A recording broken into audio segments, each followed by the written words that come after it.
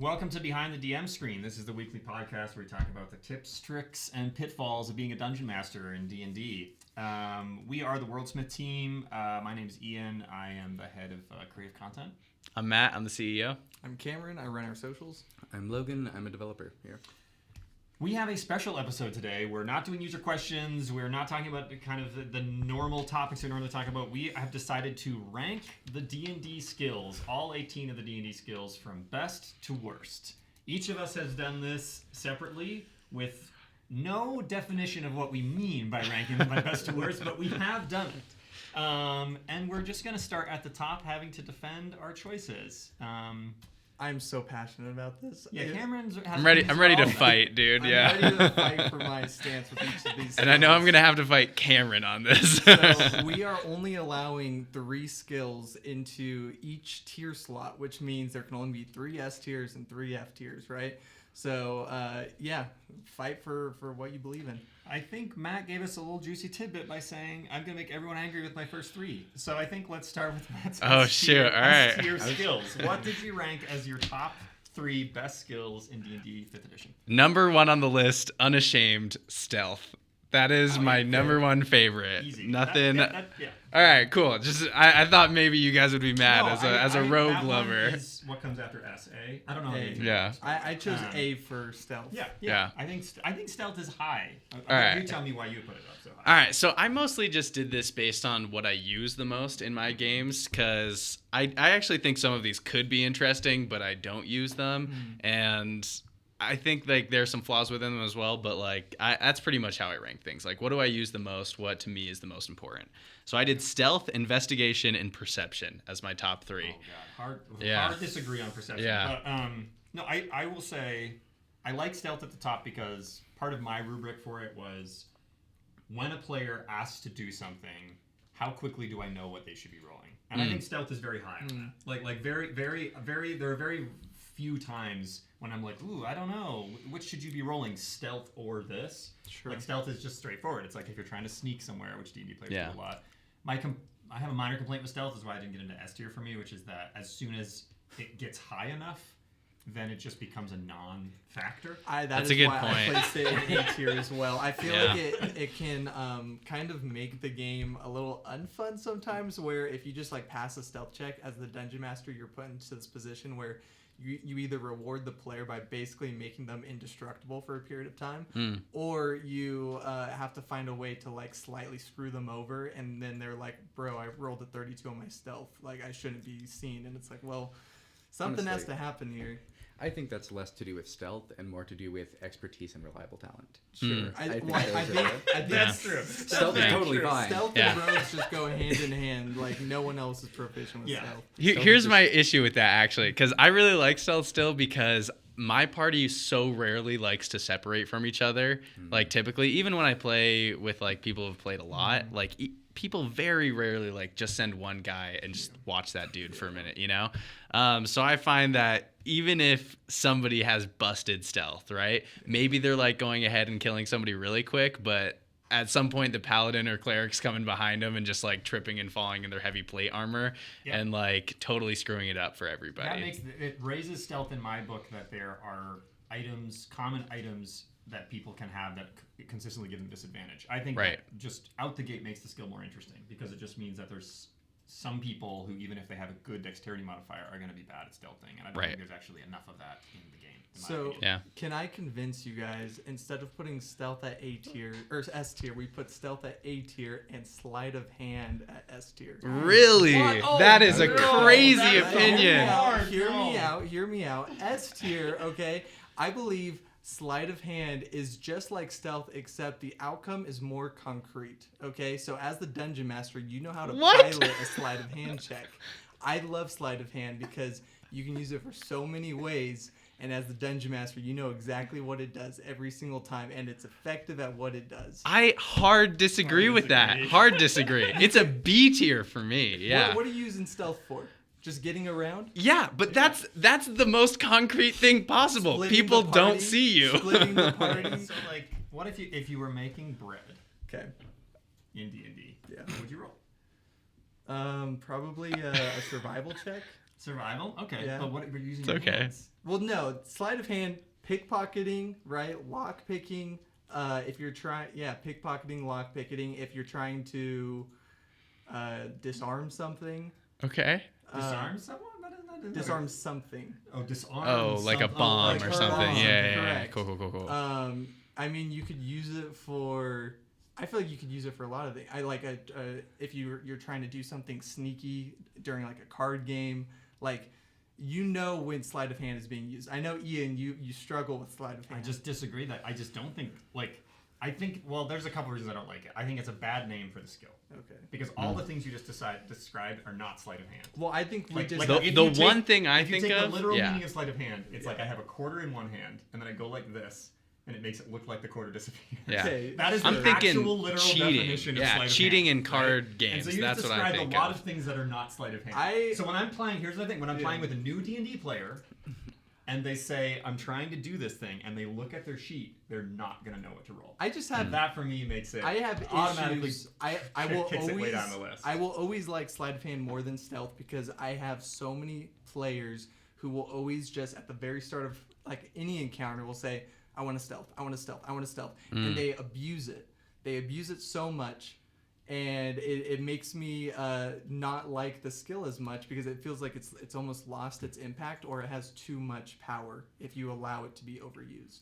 I That's still fair. think that that's just stealth catching strays from the real Yeah, villains there. I think of your real issue is you reliable hate talent. stealth. I think that could be. I don't like when my players can just get around like what I have prepared for them. Maybe Yeah. that's what it is. Yeah. Okay, so you have control issues. So Do you know what the real thing is? He's a close-up magician. That's why he likes sleight of hand. I Yeah. can genuinely do sleight of hand. So It's illusions. Yeah. Alright, If we change the skill into it, sorry, that's a deep cut. I was gonna say on this topic, I'm kind of with Ian in that I kind of like to evaluate from like you took it from the perspective of if a player wants to do something, do they know what they want to roll? Yeah. Mine was also taking a little step back of if someone's creating a character, especially if they're new, and they have this idea of what they want that character to play like, do they know what skills to put their skill points I in? like that perspective. Yeah. And it's like very similar to that. And I do think like sleight of hand. Sorry, like Ian said, like sleight of hand just I does love sleight not of hand. like it can be broad, but you got to do a lot of wiggle room in there to make it broad. Yeah. I guess what I should say is I like all of the. I don't want to like in some ways I think we're talking apples and oranges where it's like all of the player actions that you just described. Sure. Like I want players to be thinking the way I'm going to solve this problem is to pick a lock, or the way I want to solve this problem is disarm a bomb, or the Sure. way I want to solve this problem is get into a card game, and then I want players to do that. But I just think that there's a lot of gray area where like in the card game situation, even is that deception? Or is that sleight of hand? Or like I think it depends on or if in it's the- a physical action or is it a verbal action. or like if they have I to agree with climb, that. if they have to like Yeah. sneak up to the window and open it, like where does the stealth begin and the sleight of hand? I just think there's areas for me where I'm like I view it where there's multiple skills stacked on top of each other. To your point of being like, if I want to build a character that's good at Sure. X, Y, and Z, how do I know which of those things to put into? And then how can I assure that when I get into a situation like a card game, right. Because I think that can be another thing too, right? If you're like, well, I stacked my sleight of hand, Yeah. I sit down at the table, I do this trick, and then your DM is like, roll deception, and you're like, that's not what I want. Like that's where for me it's like also a little bit of a trick is kind of like I want players to solve problems in creative ways. I just think calling something sleight of hand and making it a big bucket for all those things doesn't actually encourage players to solve things in that way. I actually think it actually mystifies I see. that process. Whereas I think if like lock picking was a specific skill, then like I don't know, like I think that would actually make people think more about like, oh, I'm good at lock picking or I'm good at like mechanic. Like So you the think skill- lock picking would be better than sleight of hand? Well, this big skill, the huge omission for me in D&D is any crafting mechanic of any kind. It's a huge omission. I mean, like I never know what to roll still on any crafting. 100%. Yeah. Any kit, I'm just from every level, intelligence. from like I said, from baking a loaf of bread to cooking food to working on a set of armor to Feels like the rules building a change clock. every time that a player asks to do it. 100%. And it's just one of those things where it's like that's a huge black hole there that I think sleight of hand often gets kind of like, well, I guess we'll roll sleight of hand if That's you're trying fair. to build a stopwatch, and it's like that. how is like building a clock the same? Like in some ways, I see it has similarities to like hiding a card in my pocket, but like it's. That's fair. That's Yeah. fair. I I think- can cave into that. There is like you mentioned, the gaping crafting hole. Tasha's addressed it quite a bit with Yeah. like adding all I'm of not their most different familiar with crafting stuff. Tasha's. And then the 2024 rulebook just expanded on that even more. So it That's actually cool. gives like, here is the actual like, here are skill DCs for some Oh, I need basic to things check like that that. out. What Here skill are do they some- have you roll? It tells you based on what you're Okay. which one you're doing. I like I that. don't remember it off the top of my Yeah. head, but That's cool. No, that's cool. Honestly, I'm happy to hear that. Honestly, because Okay. I do run into that problem a lot, so I should We- look into that more. We should make executive decision, at least for sleight of hand and stealth. Where are we placing these on the tier list? I definitely put stealth up in S tier. 'Cause I Stealth also is have it S, there we but go. Stealth's near the top, I think. Yeah. For the three of us. Okay, so my stealth is an A tier. Oh yeah, mine's an A tier as well. That's fine. Do we want to give stealth the S tier? Because we only have 3 we can put in S tier. We've is only that the thing? put 3 We in have, S tier. I don't know if we're gonna be able to executively decide on all 18 of these. Yeah, I don't know I'm either, sure some honestly. of them will go much quicker, but this is very. We can put them in top half, bottom half. Why don't we do that? Yeah. Stealth is good. We like stealth. Yeah. For the sake of the video, I'm going to be putting stealth in S tier Okay. and sleight I of mean- hand. Can we settle on B tier, fellas? Oh, I'm cool with B. Yeah. B Yeah. makes sense. What's the lowest one? F. That's where sleight of hand is for me. No. We've got one S. We've got one F. What do you have it as? I had B. I had B as well. Yeah. Okay, So. so B tier? No, then average should go lower, right? No, because there's- BB, SF, B. Oh, It- okay. yeah. Okay. all right, You all right. guys even each other So out. by that logic, though, stealth should not be S then, because you're the It's only a- one well, who put it in S. no. No, he I put would it in say as S. well. Yeah. Oh, A okay. and A, so I think it's Okay. fair stealth. All right, is the okay, S all tier. right, all right. Yeah. Because I think you all would agree it's top. It's of an A plus. as opposed to All right, top wait, of so A. your top ones were stealth. Yeah. I had investigation. I like Where do you guys put investigation. that? I That's- put that's A tier investigation for in me. B tier because perception is almost always a better pick than investigation. Really? I think. All right. So you're going Here's into. the thing, I think investigation is what sleight of hand is to stealth is to perception. Okay? Your party goes into a library and you know that one of the books on the library shelf opens a hidden door. What are you having them roll? Investigation. All right, cool. When are you using perception? So perception is used in- for passive perception, first Right, of all, which totally. is good for player and player like engagement, like when Yeah. someone's trying to sneakily steal something from someone. That's always fun. But perception used to determine if you're caught off guard when like someone ambushes you. People are constantly rolling perception checks when they like enter a room just to see like in general what do I notice. yeah. And as the DM, it gives me an opportunity a lot to be like, oh, this person rolled really high on perception, but I didn't have anything planned in this room. Right. I'm going to make this an excuse to put something in this room. And it constantly adds like creative stuff in every single session just because players love rolling perception. Okay. Here's the reason why I think it's not so good. Yeah. Is investigation rolls are almost always prompted by the player. Yeah. Like a player goes into a situation, they decide if they want to investigate or not, Sure. which means you as the DM never have to deal your hand of cards. Perception rolls are almost always prompted by the DM.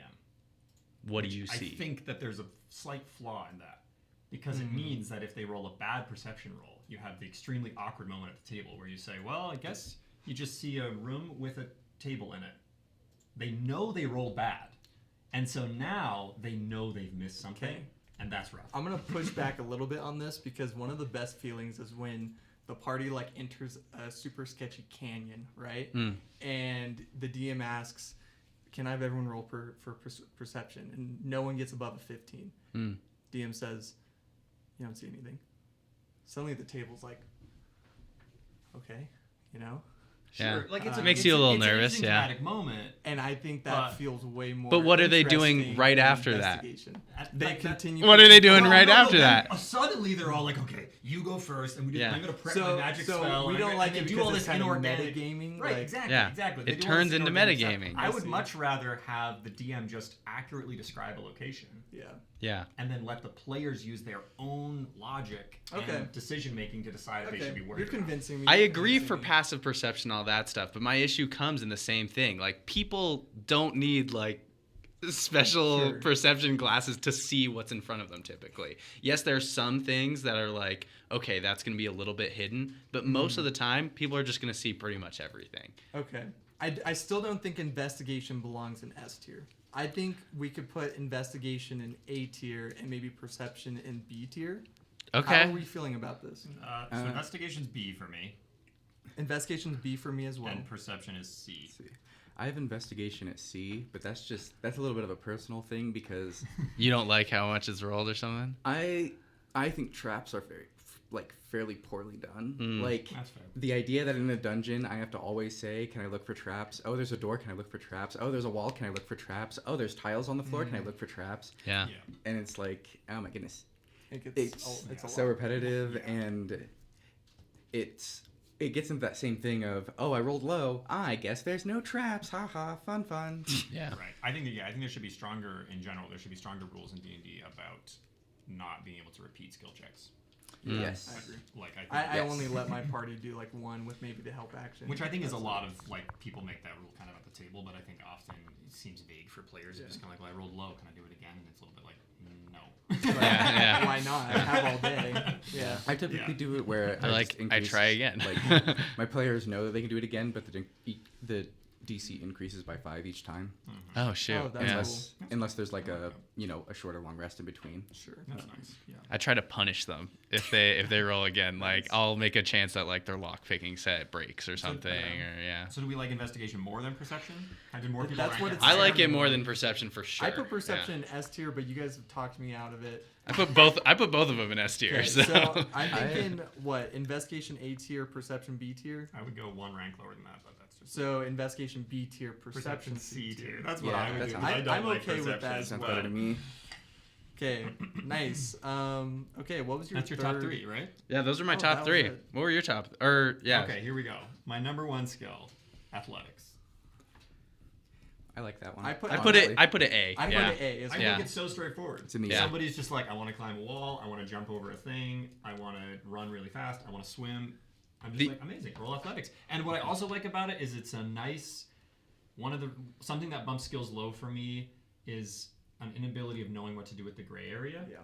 Like this is why stealth is not super high for me, as high as athletics for me, is because I think a lot of times you feel like, if you get higher than their perception, you go unnoticed. If you get lower than their perception, you're noticed. And for me, that's like, ugh.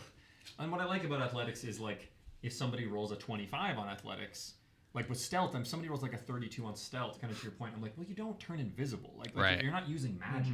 Yeah. So I don't know what the difference is between not being seen and super not being seen. But I do know what the difference is between like climbing a wall at a good pace and then Right. they roll a 32 in athletics and you're like, man, like you just leap up cruise that through thing. it, You yeah. cruise Yeah. through it. Now I can give you +5 bonus movement, or I can say, you know what? You move so fast that you catch this person off guard. You get advantage on your next attack, like or they get so low that you can like there's that nice gray area of like you failed the check, but you didn't fail it so much that you take damage. Sure. You're just stuck on the wall, or you rolled lower than a 5. It's like Yeah. you're falling off. You're taking fall damage. So Yeah. that's where I like it. It's got a lot to play with. Small aside, you mentioned, you roll super high on stealth, you don't turn invisible. I think it's really funny you say that because in the new rules, you specifically get the invisible condition when you succeed on stealth now. Wait, really? Insane. It's Oh, why I man. actually I don't haven't- like I'm not- that. I'm Yeah, not using I'm not I a haven't fan read of that. 5.5 Yeah. by the way, so just Yeah. know that going into all of my It's things. I will say the one issue I have, and the reason why it's A and not S for me, is because Acrobatics. sometimes exists. acrobatics is a little bit confusing for me. Because if Oh, I yeah, was having totally. somebody jumping over a wall, I would make that acrobatics. And there are a lot of Acrobatics players. is F tier for me. I think it should not exist in the game. So you've taken the extreme side of that. All right, yeah. So I mean, like my issue is I think I kind of agree with you just because there are a lot of players that are so good at acrobatics but horrible at athletics because of the way they've built their They dumped strength. they dump They're strength. so dexterous, but they can't climb a And wall. I'm like, yeah, like you can't do this basic like thing that anyone who's athletic Yeah. could do, and you're like essentially like Or doing then they just find a way to backflips all the justify, time. Like, well, I'm going to climb the wall really gracefully. Well, Exactly. I'm gonna roll Here's the thing. acrobatics. I'm like, Sometimes you can get away with allowing player to use acrobatics, but there has to be finesse involved. If there's like more muscle strength involved, it's athletics, right? Like Which feels too small of a change to me. It does Yeah. feel. It is enough for me to not put it in S tier and to put athletics in A tier, but then Yeah. I think we should also put acrobatics in, let's say, C or D tier. Because That's what I did. I put it in C and I put athletics in A. It's funny because Yeah. I I actually did the put exact same acrobatics thing.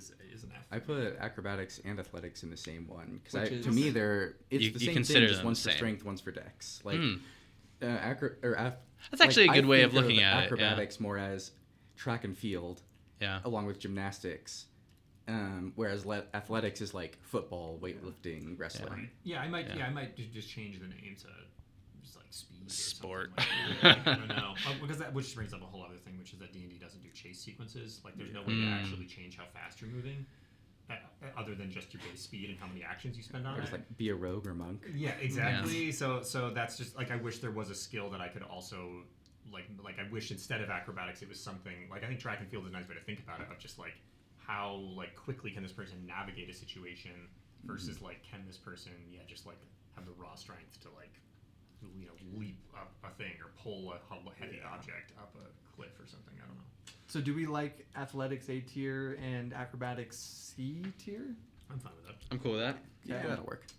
Man, Cool. That's our first A. I have such sketchy ones up top. You guys are gonna. Well, what's your you went through so you Okay, had so athletics is S tier for me. Yeah.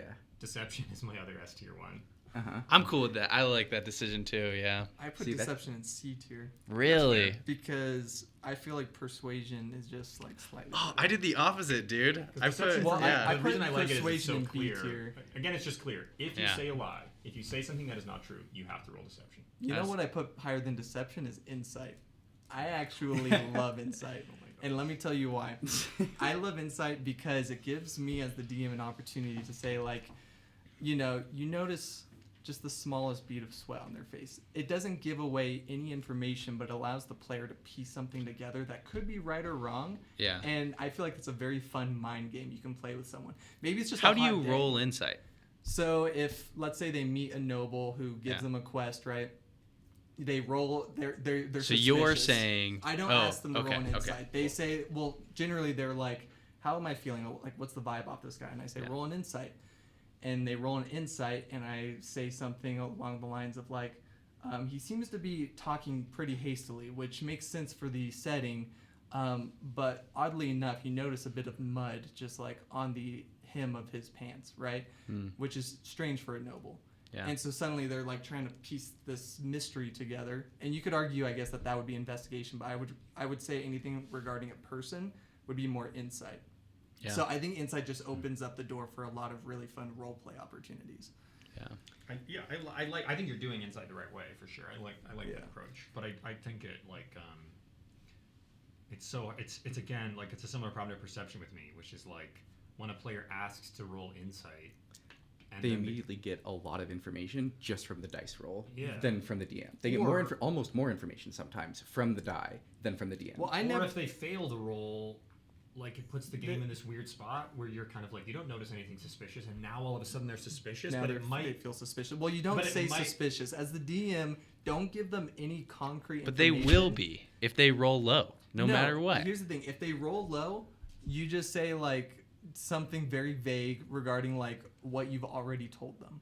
Okay? And the higher they get, the more information you tell them about the context, but you never tell them the meat of the information. Because if you're telling them this guy's lying, you're using insight completely wrong. Yeah, that's fair. I would agree with that. I still just don't like tools that force like a metagame experience of like, because I rolled low, I now have a suspicion about what's happening behind the DM screen that my character organically would never have. Yeah, go ahead. The other way, I've actually had it where they rolled extremely high, and so they got a bunch of information about what this person truly believes everything they were saying, but the character and the players still thought, this character can't, like, they don't know enough about magic to know that's how the magic would work, and so they totally made this, like, they killed an NPC, one of their allied NPCs, because they rolled high on insight. Yeah. That's foul. High insight led Yeah. to NPC death. Sometimes that's how it goes. But so insight, can I convince you guys to settle on a B tier for insight? That's actually where I put it. I put in I A would put tier. it It's lower. F for me. Where did you put it? Dang, you I have put a wild insight- list of F, That is man. insane. That's crazy. Insight- I It's so put insight fun. in F. Did you really? Yeah. Okay. Can we settle on C? That's C fine. or D, right? C. Right? My 3 F tiers are you acrobatics, know what? sleight of hand, and insight, which Yeah. we've already talked about. Let's I like insight, but I think we're gonna put in D tier because we don't Alright, have any D other tier. D tiers right now. So I now think- we have persuasion and deception, right? Oh yeah. So I actually put, let's see, yeah, both of these are in D tier for me, because mainly just because of they are both the exact same thing. Sure. They are very. You could similar. argue both I of them to disagree, be but- almost the same thing. Yeah. Like That's why they persuasion's both similar for me. accomplish the exact same goal.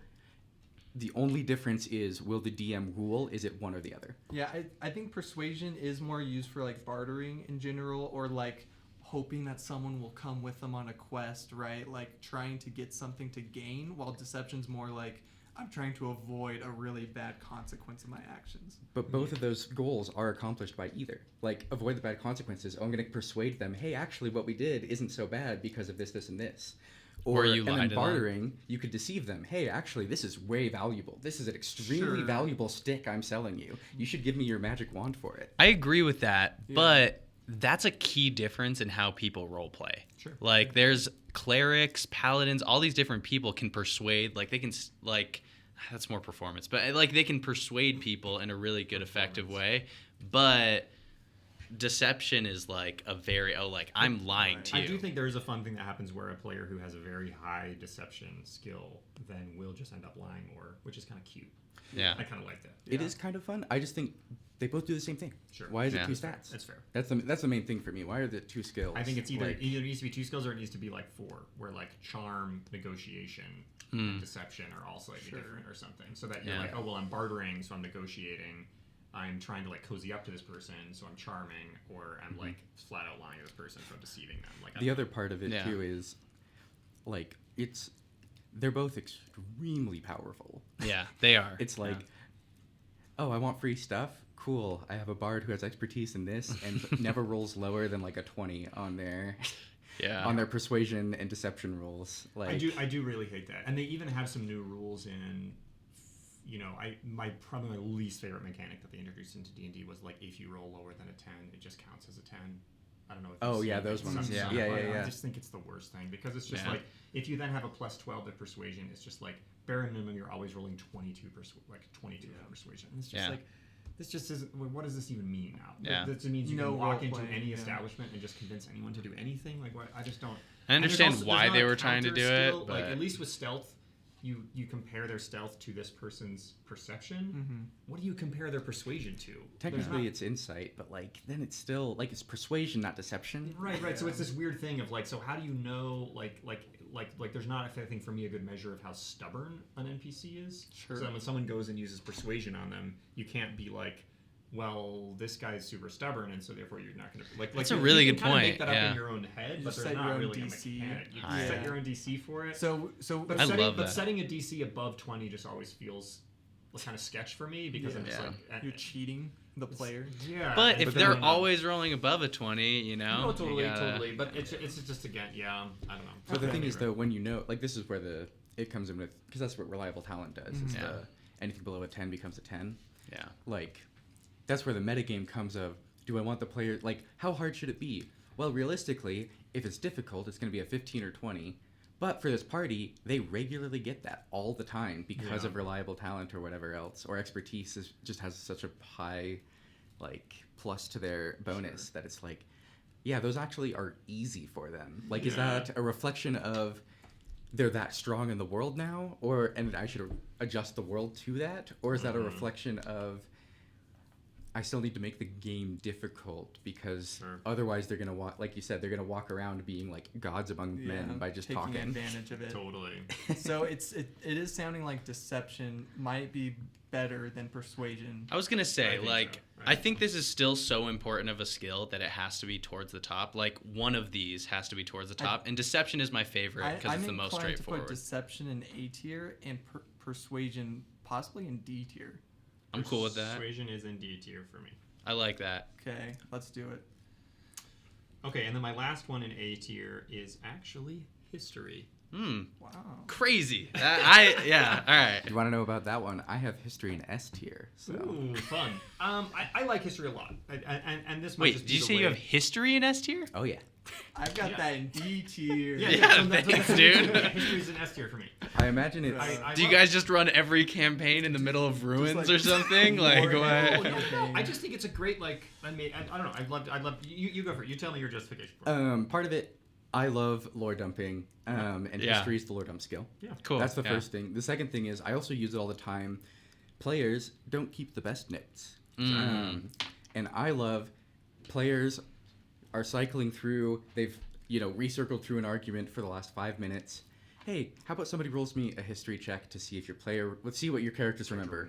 Party poll. Memory in games. All the party rolls a history check, and I give them like little clues that they all remember, and then boom, they're all like, "Oh yeah, no, it's totally right. I totally missed that in this part of my notes." Or some of them don't take notes, so it's like I've never used history in that way. I think that's one way to use it. That's great. A good point. Yeah. I think history is also a really good like tip. Like when your party's confused and like there's one player who's supposed to be connecting the dots somewhere, you could just be like, "Hey Matt, roll me a history check." Right. And that's when you get that special moment where you help the party and it's very unique to you. So I can get with it being ranked higher. And it's also one of those things where I think players don't change.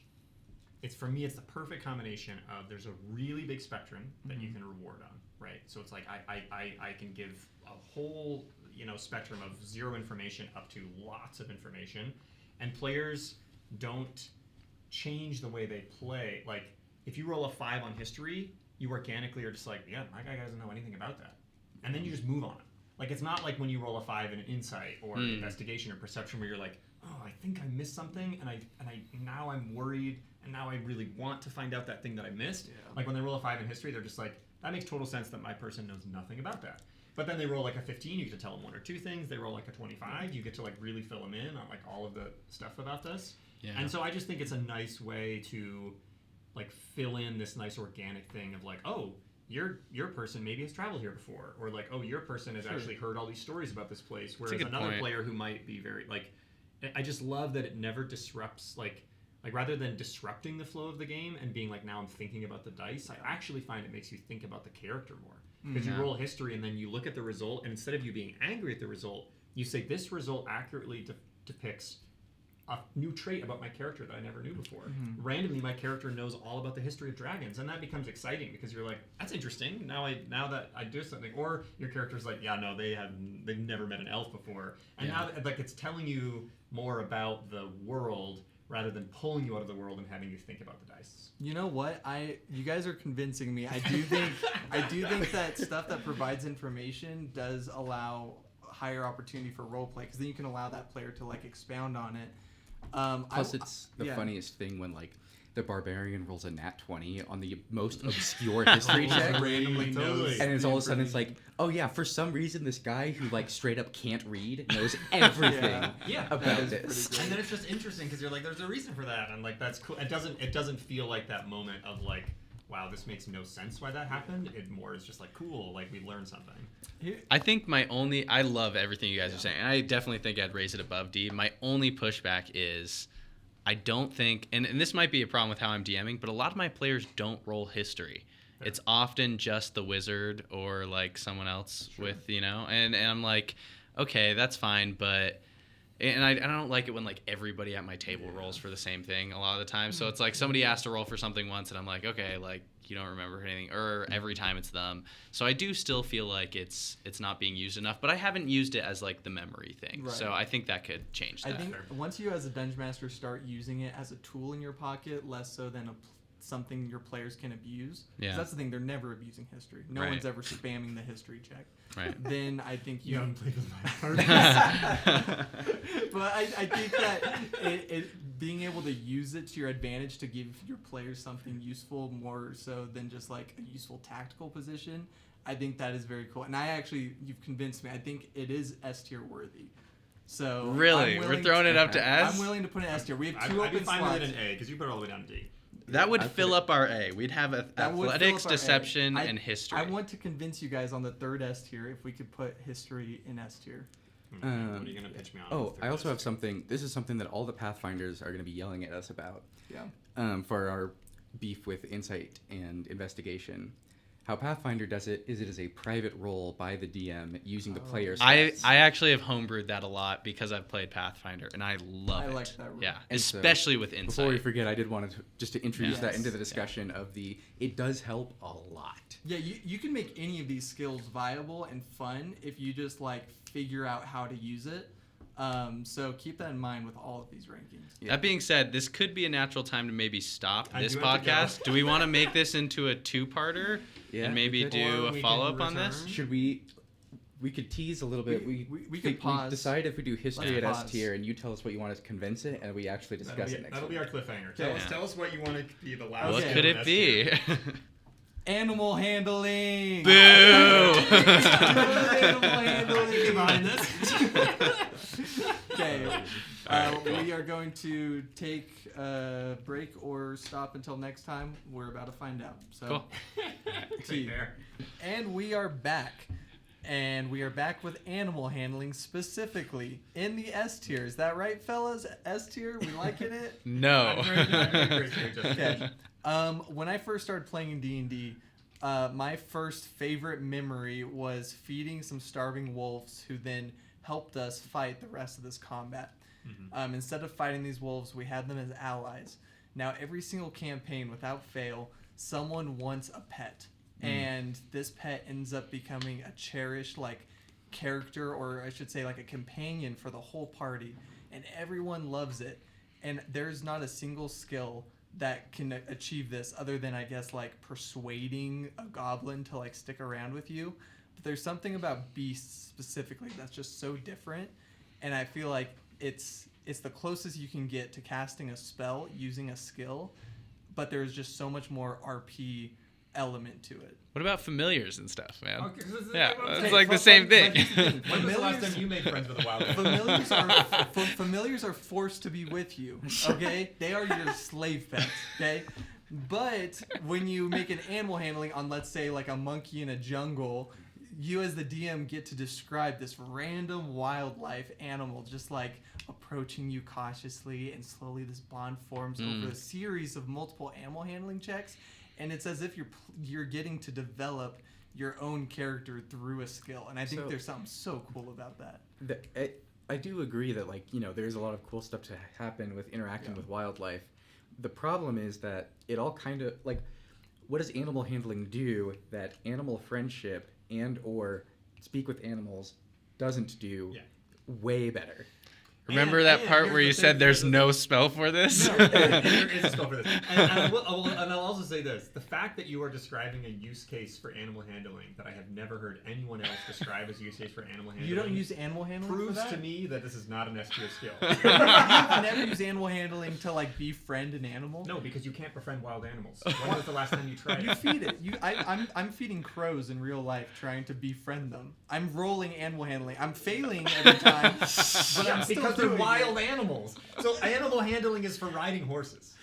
That is so lame to only use it for riding. That's though. why it's F tier. Here's the thing. That's why it's F tier, because it's a bad vague I skill. disagree. It's a vague skill. Like, I it's in disagree. there. It's in there, I think, to do a specific thing, which is basically like sometimes you're like riding a horse and you need a skill for that, which they should just have a piloting thing. Or Yeah. driving something, a Or it car, gets- riding a cart or something. Yeah. But then it's so vague that some people. No. My least favorite thing about it is exactly what you're You're describing. using it Is wrong. that like a wolf is trying to attack your camp and you're Yeah. like, I'm going to use animal handling to defend it, and I'm like, guess what? That wild Wolves wolf. Is a wolf is a wild animal. We- If you want to have that ability, you need to be a druid who has the spell animal friendship. Just like skills can be used for multiple case uses, you're using animal handling wrong. It's not supposed to only be used when you're on a mount. You can also use it, let's say, when you're trying to feed a horse and you want to make the horse friendly to you. You see if it reacts poorly, which ends up being a very comedic roleplay moment, or it reacts positively and you can ride this random I horse. have no problem with skills used in many different ways, but I think there's an extreme vagueness around what the limits of this skill Okay. should be. Because some people will use animal handling to try to turn a thing, like a thing that's actively trying to kill you, into Okay. a friend. That's not. I what have another But issue. again, Yeah. the fact Yeah. that there's this debate about it means it's a bad skill. Yeah. Because it just means that players are going No. to use it at the table to try to do something that Disagree. you might disagree with. Disagree. And you're going to end up in disagreements at the No. table. I've Ergo, never it's a had bad a disagreement skill. about Here's animal another We're thing. having it right now. Yeah. handling. All right, let's say even if animal handling was being used correctly by you and your party. Yes. Let's just assume that for Yes. the sake of this argument. You get a pet. When are you using animal handling past having that pet? So To get more pets? No, so you have a pet, let's say. Okay? Yeah. The most recent time I used it is I have this blacksmith who visits the party on occasion on a carriage, and he has a pet unicorn. And this pet unicorn has magical abilities. and sometimes they want to pet this magical unicorn. They in got to an get their attempt- daily loot drop from the unicorn. It's and they have to roll animal handling. It's not like that. Okay? What is it like? Well, it's fun for the party to see if they can befriend a magical animal. And what happens when they befriend it? Like, Then it might give them some kind of minor enchantment for that one but this day. comes back to they still want to befriend it. Yeah. Why not just simply talk to it through it? Okay. Speak with animals doesn't allow you to befriend it necessarily. It only allows you to speak. Sure. And animal friendship is another spell that is a very case use that doesn't last forever. It has a duration, and afterwards that animal is no longer friendly towards you. That is not a bond you create. If you can speak with animals, do you use persuasion or do you use animal handling? I would use persuasion if you can speak with animals. Just another reason why Well- I don't like this skill. And you don't even need the spell. You could be a Fearbulg and use what is Yeah. their ability called? The speech of beast and leaf or something. Yeah. To, I hear where you're coming from, I like and what I you're do, saying. I do understand like that desire that we have to like connect with nature, and like it would be so cool to just be able to see a wolf or like something say and connect really with? connect with it. like, I feel Nature? like actually. Because actually, there's another skill. That And this is another that is for reason. foraging This berries. is another reason why all of these skills are Is a it? real mess. I thought that's survival. This is why all of these skills are a real mess. The trio of survival, Yeah. nature, animal handling is a real mess. Okay, can we at least compromise animal handling B tier?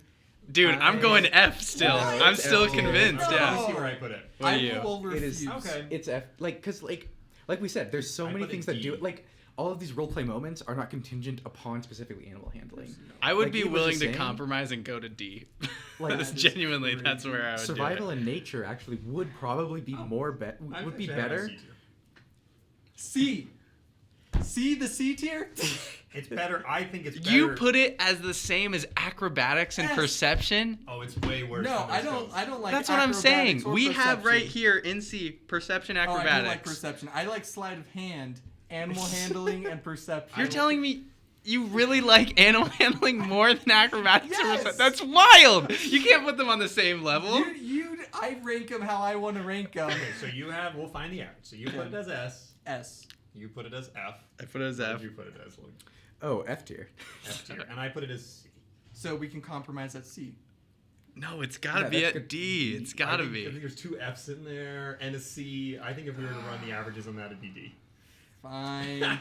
Okay, here's the issue that I love that your party has a lot of pets. That sounds really cute and fun. It is My cute and issue fun. is Oh, yeah. not with that way of playing the game necessarily. It's more in the extreme vagueness of what is the limits of this skill. Like, does animal handling allow me to turn a animal that is actively trying to murder me into a friend, or does it just allow me to perceive the animal's strengths and weaknesses? But that's more like nature. I think like there's whenever so much gray the way I area. read into it is animal handling. Whenever you handle an animal in any Sure. way, and that can be a social handling, then you roll an animal handling check to see what the outcome is. Fair. I mean, I have similar qualms with persuasion in combat, right? Which is just like D&D does not have great ways to de-escalate anything. And so it's just like, if, for example, there's a goblin running up to try to stab you, will the DM allow you to use persuasion to try to stop the goblin? Or is that just kind of out of the realm of possibility? And that I think is just a larger problem with conflict in D&D, is that there's actually extremely few it's the thing we talk about willpower, right? Yeah. Like the goblin doesn't have like a willpower thing that you can be like, well, if I can persuade him well enough, he'll stop trying to kill me. So the DM is just kind of left with a strange decision, and then you have some DMs who think it's really funny to have like goblins befriending you and walking around as your friends, or a bunch of animal pets, and then there's other DMs who are just like, no, this is ridiculous. He's just going to kill you no matter what. And I just think it's that's where the problem lies less with animal handling and more with that, like, there's no rules about how can a beast that's aggressive turn into a beast that's friendly. Yeah. Well, and then there's also, to throw even a bigger wrench into that, there's charm person, calm emotions, Yeah. and all these other, technically could almost be argued to de-escalate it, but then on the DM side, you've planned for combat. You kind of, you've planned for this to be a thing that is aggressive, and now all of a sudden your players want to just talk to it. It's like, oh, I have no plan for what happens now, because the whole rest of the session hinged on... And with a sentient creature that, or like an intelligent creature, like that can make sense to me. Like I can see someone who's like even ferocious, like being convinced to calm down, right? But like that even is hard to do. Like if there's an orc coming at you, it's extremely hard to get somebody to stop, like an orc to stop. And they you say know? that in like the charm spell, right? It's like an advantage if they're trying to actively hurt you. Yeah. And then I will say too, another reason why I would bump it down a little bit is that like I think in some ways it negates, like I think as somebody who often plays a spellcaster, I sometimes find it frustrated when non-spellcaster classes are basically just like, I'm just going to do the thing that you do, but instead I'm just going to use charisma to do it. Yeah. And it's a little bit like, no, like charm has to be more effective than a good persuasion roll because it's magical. And like animal friendship has to be more effective than a good animal handling roll. Otherwise, it just negates the need for magic. Yeah, well, I see it as in like you can persuade someone over the course of multiple days to become your friend, but you can't charm person to becoming a long-term friend. Which I love that, but again, where is the mechanics in there for how that actually works day to day? Are you accruing like bond points with animals and like overcome a certain threshold? It's however you run it. Getting into the which is fun. I love that you found a creative way to use it. I love that. Yeah, what I do is whatever your animal. Well, usually it's wisdom, but sometimes what I do is whatever your animal handling is, that's how many pets you can have.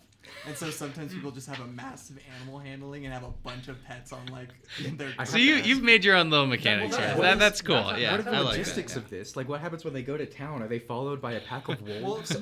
Well, sometimes. I mean, but generally they'll have like a bird on their shoulder, a monkey following them around, a little tressum or a cat like by their side. It's Dr. Dungeon Little. Yeah, and it's really cute and fun. And that's why I feel like it's such a unique skill if you really make it work. But I have twisted it into my own thing. As a druid main, I just love interacting with animals. Did you know that that's actually, so in advanced D&D, your charisma modifier determines how many, what do they call them? Like people, followers you can have. Yeah. It's actually based on your charisma modifier. And I think that's totally how many makes people you can like hire into your party is what your charisma modifier is. So I that's think actually that's a pull from an old D&D mechanic. Okay, I put animal handling in D tier. I'm sad to say. Should we stay on this track? Well, we haven't heard Logan's top 3 yet. Oh yeah. Yeah. Well, we talked about history, and then that's when we put it in S tier. Yeah. I can't believe we did that. Try to angle his animal handling as the finalist. And it didn't pay off. Did not pay off. I'm fine with it. We got history and S tier. That is wild. Still. So I guess I already said stealth, history, and then my other one is arcana. Oh my god, yes. That's an A tier for me. A tier for me as well. I put it in F. What? Ooh. Yeah. I like history. Who are you, I Cameron? like history much more than arcana. Okay, talk to me about it. Okay. Because this goes hand in hand with religion. I feel like it's just a very specific form of history, and so it's like, when are you using it? Okay, to maybe identify what an object is, but then what's the point of identify object? The spell, correct? And so it's like, when do you use this? Maybe to tell the history of a magic item. Oh wait, you're proficient with history and you're a wizard, so you can probably just roll a history check. See, I use it more. I use it as almost a passive detect magic. Yes. It's a passive investigation or passive perception, but for magic. Yeah. You see a small aura around it. You know this person or object could be magical. You see someone cast a spell and you don't know what it is. Yes, You see identify runes spell. on a cloak and you want to know from a distance. You recognize like what the You can runes tell are, what the kind spell's of gonna magic do. And is. what I love about it is like, because it has similar to history, because it has that scale, you can go anywhere from you have no idea to you think it's some kind of aggressive magic to you think it's illusion magic, all the way straight up to you've seen these specific runes before and you know that these runes are this and this spell. And then I also love it on the side of a lot of the spells in D&D are, fairly vaguely worded in some points. And so someone really pushing the limits of what a spell can do, roll Arcana. Yeah. Let's see if that actually works. Like, if you want to really push the boundaries of a spell, you've got to be good at Arcana, right? And on a similar note to that, there are just so many spells in D&D. And if you want to homebrew spells or magic items as well, it just gets even more complex. So having Arcana is almost essential, because no player, even if they're role-playing a wizard or playing as a wizard, can actually know every spell that a wizard should know, So they have to be able to look at some of those things and have a way to know that stuff. Right, because you could be make an Arcana roll and then see if you can come up, and then I can tell you what spells and spell book. I do have a wizard who right now he's researching his own custom spells, and I do have him rolling Arcana checks every long rest, and that is a really fun feature. But once again, it's something I've had to add into the game. Yeah. But there isn't a great built-in mechanic for that. You're right about that. like historically speaking, like I mean D&D, a lot of the big BEGs are magical in some sense, a demon or extraplanar or whatever, and there's always some sort of ritual of some kind, and it's like, rolling Arcana to see, maybe they stumble upon a failed summoning, but they don't know what they're trying to summon, and maybe they don't even at first know it's a failed summoning, and they roll Arcana and can like start picking those pieces together. I don't know. Sure. I also really like the magic-y part of it. Like that's part of the fantasy of D&D, is the magic part, and Arcana just really lets it shine. That's a very good point. So we've got 3 A's and an F. Do you think it's 2 A's and an S? You S, got an 2 A's, I will put and it an with F. an A. So how about a B? A B for, I'm cool with that. for Arcana? I think so. Why not A? I still think We it have should. 2 I still A's think it should be and an A. tier. I think it should be If you A. can put Yeah. animal handling in D tier, I could put Arcana in B tier. No, see what's happening here. Though. Our The list is S gonna be and so the F, bad, dude. People the are S gonna. and the F cancel out. Fine. So then we have 2 A's. Okay, Arcana can go in A, but the question is, should we move athletics to S tier? That is Okay, at the top of our A tier right now. Yeah. We have athletics, deception, Arcana in A tier, and stealth and history in S tier, and we are about to have to put in some bad apples Into A. into some of B. these higher tiers. Yeah. Or we push Arcana to S, The only other thing I have in A tier that we have not discussed yet, and this one's more me being like, I wish D&D did more with this, is medicine. Ooh, yeah. See, that's I not have gonna medicine make it low to because S. I want them to do more with it. Medicine's Yeah. D tier for me. I agree. But I will say this: there's never any confusion about it, and that's actually one of my Yes. high ways of ranking this is player confusion about when to use it. You just stabilize creatures and that's it. But that's the one bummer about it is that it doesn't like people who take a high almost score in one medicine use case. assume that they will be able to regain people's hit points, and then you quickly discover that anatomy does not make sense in D&D, and that all wounds are completely healed no matter how serious they were in 24 hours, and so therefore medicine has no purpose. We don't have any Fs. This is a contender for F tier for me. I think medicine should go there. That's where I put I just- medicine. But again, I have such a different ranking system than you because for me it was how often is it used, and I do know that people like have to roll like medicine checks in order to like stabilize people, but that's like it. And half the time I don't even make my players do that sometimes. So- Well, it's also Yeah. so rare because I'm when willing do you to not see have it. a... I'm willing to see it in F, even though I put it in A. I put it in A because I like it. The clarity. I Yeah. agree with you. It has potential. I do. Yeah. I would love to see it worked out more. Yeah. But because I would love to see. You need a field medic, dude. Yeah, Yeah. Totally. yeah, I know. Like Totally. a skill's usefulness should be determined by how many uses it has, and medicine has 1 use, which is why I don't like it very much. I do like maybe it could do like it'd be cool if it did something with like a short rest, like people got more hit dice back, or like maybe it gives a +1 for how many Yeah. hit dice you're rolling. Maybe Or, like temporary hit points after a long rest or short rest. based Yeah, on- like temporary hit point something. medicine. Like it could be. There's a lot of cool things you that can could have homebrew been a done ton with of it. these rules, and it would add a lot to the game. But Yeah, I think medicine actually has a lot of potential for homebrew. I just haven't explored that enough yet because there's there's so no- many good healing spells. It Yeah. almost feels useless. There's, Yeah. there's, even if there wasn't healing spells, it's Yeah. still useless. Yeah. Like you should just long rest. Yeah. Like just long rest. You'll Yeah. recover all of your hit points, 100% of them. okay, medicine and F tier. Medicine and F. Yeah, I'm fine with that. Okay, perfect. That brings us to some of the sour apples. We've got We haven't talked about nature yet. we've Nature. got We nature. briefly talked about I nature. I like nature more than animal handling I do for not. sure. I do not. Yeah. I hate nature. Actually, I hate it. No, I- it's exactly the same thing as history, but it's just for No, natural. nature things. is this weird combination between animal handling, history, and survival, where you don't really know ever when to quite use it unless you're like making something with like herbs or something. Like I don't know when For else me, it's to use it. information. It's just Yeah. like you see an animal, what kind of animal is it? You see a tree, what kind of a tree is it? You are like looking at. But like, when do I ever care what kind of tree it is? You and I play D&D very differently. Or here's some more practical information. You're lost in like not lost in the woods because I would do that survival. But yeah. like if you're kind of like I want to understand what types of things would be in this environment. What is safe or to eat? I what's love safe to to eat, homebrew could be- alchemy stuff. I and just do that's- I think survival it's for gray area that. with survival. Yeah. It's gray area with survival for sure. That's why I just don't like. I feel like I'm never using. I nature. put nature in F. I did too. Because wow. I do like nature. I love it as an idea, but I often with like have lore dumps, which history is great. I often need my players to have information about magic, which is great for Arcana.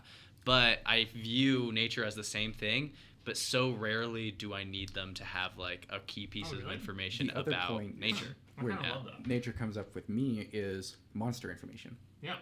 Monster That's what I use it information for, feels more nature. Really? Well, Because like I guess it's not I really roll specifically Arcana for that, nature-based, typically. like monster, but like Yeah. I would do like history. Most of the monsters in the monster manual, though, are things that exist in nature. yeah, like they're Sure. all. Well, it depends. In fact, like a lot of Such the an monster interesting manual idea. is Yeah. describing the Tree or biome something. and their like behaviors I use and it for their exactly the same life thing. Where cycle. there's like, what is this creature like? Does it have Yeah. strengths or does it have weaknesses? How aggressive is it? Like, where can I find it? Like, Like you're determining the monster's nature. Yeah, like the monster. it's the same thing. Like for me, it's info the same about- thing as history, like- but just not about. Yeah, just like not about Arcana's info how about it magic is. stuff. It's info I feel about, like, and this is beasts probably just and like my monsters. problem as a human in the real world playing a game that's set in the fantasy world. Like, I view all of the monsters as magic. Yeah. So like I've typically done Arcana rolls, but Really, I so bet somebody- to all of those people, it probably makes more sense to do it as a nature roll. I feel like it depends. Like if you're talking about demonic creatures, you could do a religion check. Yeah. If you're talking about more It does magical depend. spellcasting Religion, yeah, creatures, probably. Arcana. And if Elementals, you're you talking could say about Arcana, elementals, well, But elementals I think would say about- almost nature because it's talking about the natural elements. They're their own planes. I guess it's kind of They're their own, yeah, their own nature. planes, but like You know, I don't know. I do think because like most of the monsters, when you look at it, they are beasts, and they I think are that's why like I don't like very many of the lore-based skills because there's like a player could argue oftentimes that their skill is applicable to a certain monster, and Yeah. it's hard as the DM to say no because They there are no set vaguer. rules I for guess it. Yeah. what I'm saying though is why do you want to say no? I think the game is always more interesting when a player wants to know more. Well, it's just information. there's so many of them. It's like imagine if instead of sleight of hand we had a lockpicking skill, a theft skill, right? Like you have 5 different. But they were skills all for still these. vague and could be applied to any of the same things. Right, and then it's like, how can you give any of these S tier when they're so vague in that way? It doesn't. No, it doesn't. Like, And that's I why think that, for history example, I always think works. religion for me is the stinker of the 4. I think religion should be. Religion's also I think F tier religion for me. should be. Put bunched it in as with- C. I think it should be I do bunched too in much with cult history. stuff. I think Yeah. it should be bunched in with history, personally. Yeah. But I think for me, if it was history, arcana, and nature, I think that actually makes perfect sense to me. Like history is like things that have happened in the past, and also like broad story narratives of like intelligent creatures. I think arcana is for me anything that's like requires spell casting or like knowledge potentially of the outer realms. And then I think nature is basically everything in the material plane that has nothing to do with basically the core 10 intelligent races. Here's the thing. Or however many there D, are. our, We just our, made- D I made that number tier, up. our D tier is full. We've So put too much stuff in.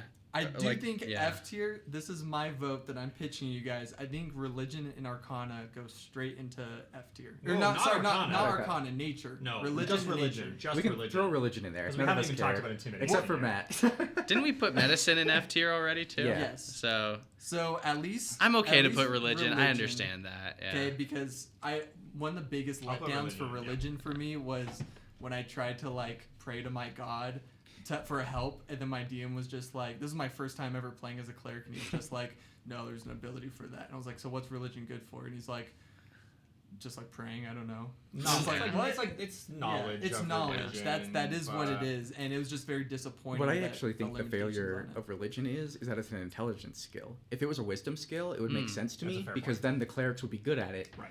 and then it would I be didn't even think about that. like Oh why my like gosh. if it's an intelligence skill, literally what is the difference between it and history? Exactly. That like- doesn't make any sense. Yeah. Exactly. Yeah, you're right. That's so Um, dumb. But yeah, So, that's so then where's nature going if it can't go in D tier? We've got space in C I would put it in C. and in Well, B. but what's the other thing that's going in F tier? You said intimidation, I think, yeah. and I disagree. I would I say- think I would barbarians say love performance. intimidate. Yeah, Performance that's is in exactly F the tier. reason it belongs in F tier is just because if a single class is the only one that uses it. All right. No, like Wait, sometimes let- a warlock will do something. I have this actually it's a paladin who's Oathbreaker paladin. He has like these skeletal wings, and he's had some of the most fun, like being this awfully like scary looking creature and Sure, like sure. intimidating people. No, I spoke up maybe a little too soon. I think my issue with it is, again, it's very similar to my general issues with persuasion and stuff, which is just like, what How do you handle what it if happens? they win? If Yeah, they get a and- 25 on intimidation, what happens? In combat, it's like, are they feared? Because that is a Yeah. condition, but it's also a pretty powerful condition to very just give on a powerful spell. condition. Do you Yeah. get advantage? Like I feel like, and this actually comes up quite frequently. I feel like in combats where you get a player who's like, I'm gonna shout super loud Right. and look really scary. I'm like, love this for you. it has no like. Then it's just completely up to me to like how much to like how. Well, how I you don't have do to roll intimidation in to battle. do certain Yeah. things. So combat. this is like a little DM life hack, but when you want your players to feel strong and cool, especially cool, give them an encounter where they're supposed to win with ease. And at a certain point, if a player does something really cool, like Nat 20, some crazy ability, and does something epic, just ask them to roll an intimidation check and have all this, like the smaller, like younglings just run away, right? Because of I that. like monsters running away. And that will make your players feel so cool. And that is a thing that a skill can do that no other skill can quite But do. I also like, wouldn't they just run away? That like, if you just decapitated an orc, even if you had bad intimidation, like let's say I'm a wizard who has strength 9, and then I shoot a fireball and I roast everybody, that should theoretically be as intimidating. Well, no, you would if I you did. would I still think it's roll an more. intimidation check with that. And then get And a then nat get 1. like a nat 1. Well, And, then and he nothing goes, happens if you oh, roll oops, low. and they're like, we got this guy. My point is, I put intimidation in D tier. Okay, I don't think it's that great. Okay. But I don't think that it is worse than nature. I think nature should go below intimidation, and we. I just know what to intimidation tell C tier. players when they make a nature roll. Yeah. Well, But I don't know what to tell them when they get a really good intimidation. I can't remember the last time I asked unless someone they're to roll doing a nature roll. intimidation in a relatively peaceful social construct. In that case, it just works the same as persuasion. well, Let's yes, but just you also really use quickly- animal handling in a lot of places where we're talking about nature. That's Sure, probably why that's you haven't fair, ever had yeah. them. Well, But- I do yeah. survival for so much. Like Yeah. here's my issue. We have what we have left. We have 1 spot in S. We've got 2 spots We'll in probably B. have to bump something up from A. Yeah. That Yeah. would be my suspicion. Like we've got Athletics should be sleight athletics of should be hands. S, in my opinion. I would push Arcana, but I We- would love to push Arcana too, but I think I athletics think is so only nice and we have to choose straightforward. between history or arcana. in Yeah, S I'm tier. not putting both of those in S. Yeah, I would put Arcana above History, but that's would? just me. Oh, man, Yeah. I would be so happy if our S tier was Stealth, Arcana, and History. yeah, that would be No, sick. we can't. That's what my S tier right here is. Yeah, I know, it would be yours. How about- you and I DM okay. kind of similarly, so I'd be I happy. would be fine with athletics being an S tier. I'm okay with that too. Are I'm you honestly okay with okay that? with I our. would live with that. I put it in S tier. I We did need put to have athletics. some kind of like physical, like maybe. we have dexterity, we have Yeah, if intelligence. we put athletics in there, then two of my There three you are go. in We S have the tier. Yeah. trifecta. So now we have an A tier open. For nature. What did we put in S? We need to figure out where nature's going. Athletics. Okay, let me pitch you guys on another A tier. I love performance. I was gonna I think suggest performance that is one really for fun. F tier. Really, I It put is that in fun, D.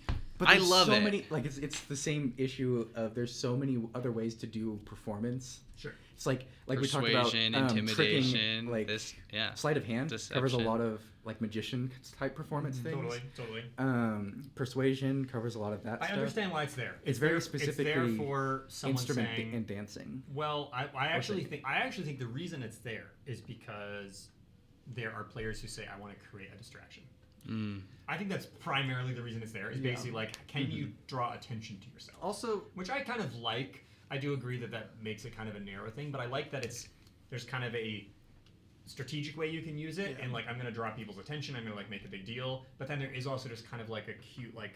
Man, I love nothing more than a bunch of players like sitting down around a Right. campfire and then someone being like, "I'm gonna play a song." And yeah, Yeah. instruments exist in the game. yeah, for and I think that's the cool. performance And it stuff. doesn't have to like, and yeah. So I just think it's fun and flavorful, and I love a player who puts points into performance and then uses performance in a fun way. Yeah, to, I agree. To win people over. I think it's interesting. And I would be happy to be talked down off that one. Every I think time- it's a lot of The mine thing is, is I coming agree. from- Yeah. Yeah, I agree with all of that. I think and a lot of mine comes from performance trying to is play multiple bards that way and Yeah. having it never work out ever. Oh no, I was playing this barbarian orc once. My friend was a bard, and we did a music competition. I would push around this piano on wheels, and he had like a guitar.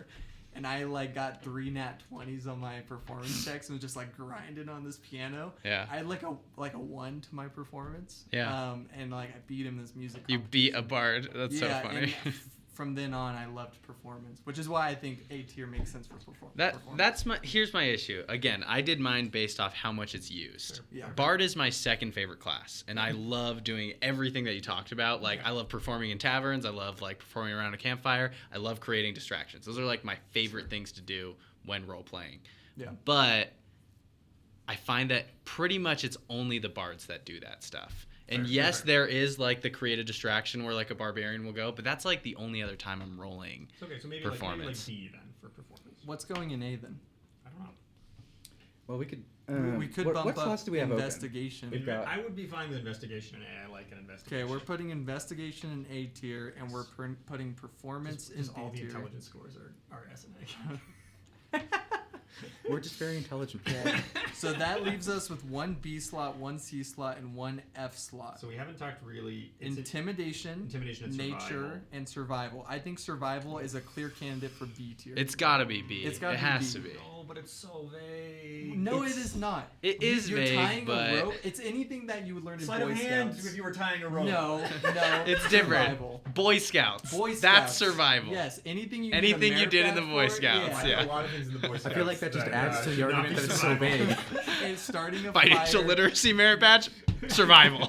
I think Chess survival merit is badge. good. It Survival. is the go-to ranger skill that allows you to feel even semi-useful while traveling in the woods. It's good. Okay, it's good for hunting. It's like good for like tracking. We love that. That's Reading all a good. map. Reading a map. I think it's good for like hiding tracks, Yeah. reading. Yeah, like It's you just said. useful, Yeah. and I think at B tier, I think it's more useful than intimidation in nature by far. Here's one of the main things I don't like about it. And I think they used to have this skill in D&D. They like street savvy. Mm-hmm. This is where I often get in a weird thing where you get these rangers, right? And they're all like, and then you've got like a rogue, right? You like grew up in a city, and you got a ranger who like grew up in the woods or something. Yeah. And you go into a city, and they're like, I want to try to find a merchant shop where they're selling such and such. What skill do you roll for that?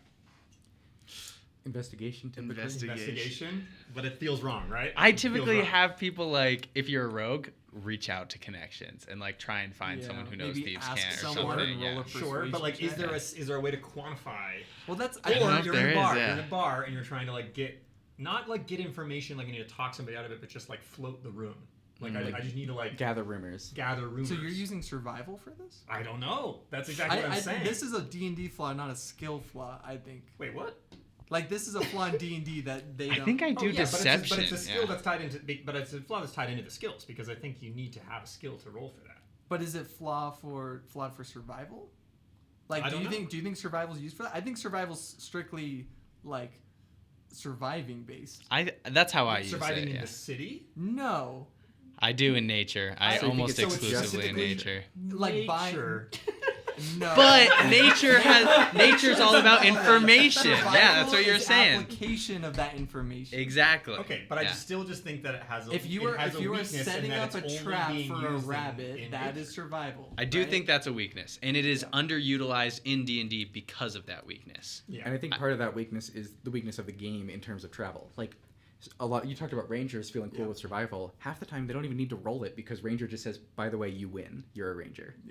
Yeah. Also, like food doesn't matter in D&D basically because you're basically you don't really track it. Yeah. How fast you travel doesn't really matter that much in D&D. People don't generally give you fatigue if you travel poorly. Well, it's or just through rough it's the terrain. ranger Like, issue. Is as the DM, you're forced to add in aspects of the game that no one likes in order to make certain skills and creatures useful. Like the other thing, I Unless don't- you're running certain campaigns. If you're running certain Yes. campaigns, it totally works. But Tomb like, of Annihilation, heck yes, with survival. one of the Yeah. things I don't love about it though is that I think often like another thing that puts a skill low for me is kind of like your religion experience of like someone being like, oh, I'm really excited because I'm good at this skill, and then you just realize it doesn't actually affect the game in any way. And I find that is often much with the survival. case. Like, Yeah. like tracking can be very helpful, right? Like you're like, I want to figure out which way these orcs went or something, or you want to like read a map or something. But I always just like feel so much for my like ranger players or my players with high survival when they're just like, yeah, I want to like hunt, and I'm like, awesome, it's a waste of time. Yeah. Like unless you have a specific thing that's like we need to bring a deer to such and such person for a fetch quest, it's just like this is a game that's not interested in survival. that's D&D is not interested in consuming food and water. It's not interested in how cold does it get at night. As Like much you as it can has it- play a game like Yeah. that, but there's very few hard abilities around it, and that's where I think like certain players are like, oh, I want to build like a Strider like character. I mean, it's the flaw of the whole Ranger class, frankly. But they're like, I want to build a an Aragorn type character who's like so good at like tracking and surviving and stuff. And I'm like, that's really cool, but like, Useless. Well, I think- frankly, it's just really not going to like make. It's not like I've never been in a situation where I'm like, oh man, if we only had a Ranger with us, So this would be awesome. Which is a bummer because I would love to feel They that are about cool. every class. I have a friend who loves playing Ranger, and whenever he goes hunting, depending on what he rolls on survival, he encounters something different. And That's so cool. I had him encounter like a wounded like bird at one point. That's how he found his bird companion. So it doesn't have to be just hunting. And if it is hunting, maybe he gets a pelt that he can sell from at a shop, right? Yeah. I think there's a You lot can make of it work, potential yeah. for survival. Yeah. You just, as the DM, you have to like find a way to. I think it's extra force it. effort though, and It I is think that extra should effort. make it worse on the list. I will say this: what do we have in C right now? We just have 2, right? Perception and acrobatics. I'd be okay to move persuasion from D up to C, and then put survival in D. I still think survival is above persuasion. Yeah, I would actually agree with that. And we can put it in C. I think survival the entire belongs in persuasion mechanic in D&D Yeah. needs to be examined. Yeah. Okay. Survival. So that brings us to nature and intimidation. And is the verdict that intimidation belongs in F I would put and it nature there. belongs in B? You say That in sounds A?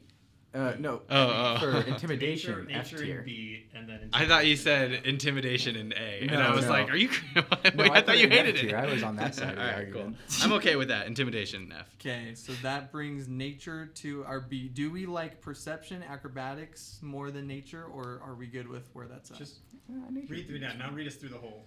Now Okay, read I us will through the whole read list. through the whole list. By the way, anyone listening, this is the definitive correct list. So Your you can use opinion this. wrong. Yes.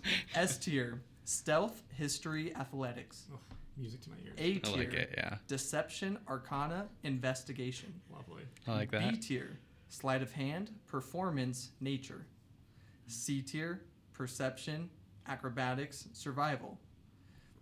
I would swap. Wait, I My thought hot we take had. now- Sorry, B tier. I think I said perception instead of performance. I thought you said. I We thought had we had in performance in sleight of B hand tier? investigation performance. I would put. B- I B would swap tier- survival and performance. I Survival. could see survival in B and performance in C. I Yeah, I I would could put see that. that too. Survival was in from the get go was in my B tier, so I'm happy with that. Yeah. And I do like it probably more than performance. I still think though, every time I teach someone D&D, they look at the skill list and look at all these overlaps and they get so confused. And the biggest one is that there's animal handling and survival and nature, Yeah. and they have Yeah. no idea which one they want to do.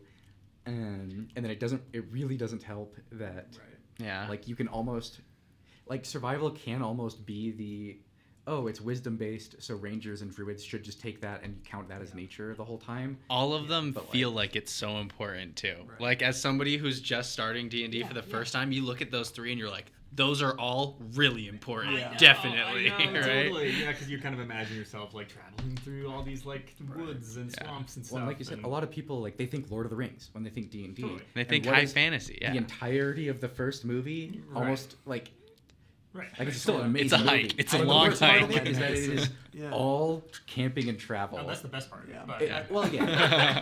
Like I'm still saying it's like S No, tier but good, 100%. but it's 100%. definitely of a S tier good movie. It is Right, definitely the correct. part of it that is like, it's so funny. all right, we have another travel scene. Okay, like great music, amazing visuals, awesome everything. It's not but that fun. It's in still another reality. travel scene. Yeah. Yeah, it's true. Okay, so in B tier now updated, we have sleight of hand, survival, and nature. C tier, we have perception, acrobatics, and performance. D tier, insight, persuasion, and animal handling. Woo! And F tier, we have medicine, religion, and intimidation. Speak now or forever hold your I'm peace. pretty happy with this. I'm happy. It's a too. good list. The only one I don't love is intimidation being at the I would bottom. flip. If it was me, I would flip intimidation and insight because I just I love the way insight. that my skin I can't do minorly that. crawls every time a player says I want to roll insight, and I'm just like, just pay attention to the dialogue that I'm saying. No, because Literally sometimes as a DM, I forget to describe the minor things, and when a player is suspicious naturally, I want to give them Can't some they just kind of ask about benefit. that? Well, then I- what do you tell them? Just like, yeah, they are suspicious. And I No, do you think just tell them exactly what you said. Like, tell them details. Like, if they're like, does he have mud on his boots? You can be like, yeah. You can be like, is he sweating? You can be like, a little bit. But there's some things But if that they don't think to ask here's that, the then thing, they're just not But suspicious. no, but there are some things that as people, it is impossible for us to catch on to unless Yeah. we are naturally good at being insightful. Unless Right. you're really good Sure. at acting as a dungeon Right. master. a lot you of know? my Yeah. things with insight go away when it's a private roll. Like if Yeah. it's a private roll, like a DM private roll Yeah. rolled with the player stats, like Sure, then that's it's a lot better because then I do have because I do I'm not the best actor, I'm not the best role player. Sure. I do try to like, especially when I like to try funny voices, and so especially when I'm doing that, how am I supposed to play like sarcasm Sure. in the worst German accent you've ever heard. Like, Sure. I just think it gets. It's one of those skills that some players will never roll, and they'll have a great experience playing the game. And then and then it's a skill that some players like really wish. Like, I just feel like I've never met somebody who's like trying to roll insight all the time, and it's actually making their game like so much better. Like, I think in many ways it just becomes a little bit of like like we're in the middle of this engaging thing, and they're like, I roll insight, and you're like, okay. well, there's also I don't know. Like, for me, it just feels like a thing that for me it takes me out of the game. Like, for me, it's just this thing of being like, I hear what you're saying. I want to know now how I should feel about that, and I'm like. Or you could just come up with yourself how you feel about it. Like, I don't know. That's for me where it's like. Well, I think you don't tell them how they feel that about probably it. does lead to a better roleplay experience. You might be right. I think my issue is I lie too much to my players. Yeah. So they are a little bit suspicious. Plus, like, if it is just noticing details, then why not perception? It's just so many good moments from skill checks come from insight for me. That's why I put it in A tier. But Well, again, the it other could just thing be with- perception. Like, if your argument is that it's not an emotional thing and it's just them noticing details, then It's like, isn't that the definition of perception? It's details in. It's essentially when it's you almost can't like act, EQ. Yeah. Yeah, it's when you can't act. It's like you're telling them how are they acting.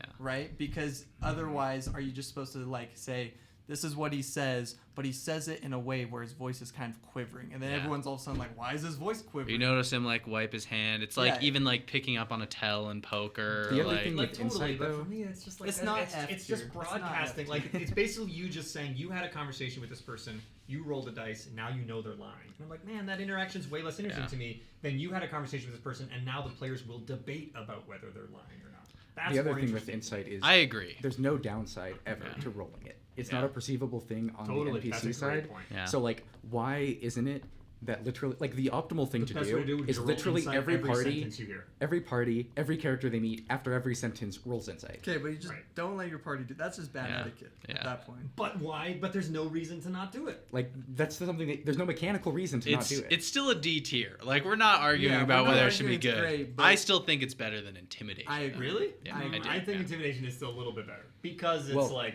we're arguing about switching them and putting insight into F. insight I goes know. into F and then intimidation goes to D. Why don't we? That would why be don't what we, I hold would on, do, Hold but on. we can Let, leave it let's in let's check our averages, and this will finalize our tier list. Okay, where did everyone put insight? I put A tier, I put F tier. F tier. I put it. It's the bottom of my list. Okay, It's my F least tier. favorite skill. What about you, Matt? Where did I put insight? Oh, I put it B tier. B tier. Okay, so that averages out to about D plus, C minus. Okay, what about everyone's intimidation? I put it C. I put D. This is sounding already much lower. I put I put mine in D tier, So not an F tier. we have our F. We got it. Yeah. We've got But it. I think after this conversation, I have been further convinced that insight is worse. Intimidation is F tier. I If think you the don't strong- believe for us, me, the intimidate us strongest- in the comments. I think Logan's point is the strongest one, which Yeah. is that You there's can no abuse reason it. to not spam it in every single Yeah. conversation. But you can make that argument about perception, just constantly wanting to look around what's like. I even Which I feel also like don't people really do like. that with investigation sometimes. Like every time, it's just You like can make that investigate, argument about Well, it. sometimes you But- have but- to. In a but- dungeon, you but- have to find the traps. But I will say this: if somebody's like investigation role implies spending time searching. Yeah. If somebody wants to spend 10 minutes every time they walk in a room to do it, they can. But people will notice. It will eat up time. You can't walk into the office of the boss, of the evil wizard boss, and say, I'm going to do an investigation check in such a way that would imply looking through his drawers and stuff. But you could do an insight check with literally zero. Even perception, you could argue, you have to look around. You have to, like, be listening. You have to, et cetera. Snooping almost. But insight is literally just, like, it's a passive skill. Which is, again, why rolling it behind the screen is probably the best. But the fact that it's a passive skill that is not really treated like a passive skill, that a player has to point out when they want to use it, when in reality it should just be going at all times. Yeah. Insight should just be constantly going, which is why I think it's actually just better left to an actual roleplay experience.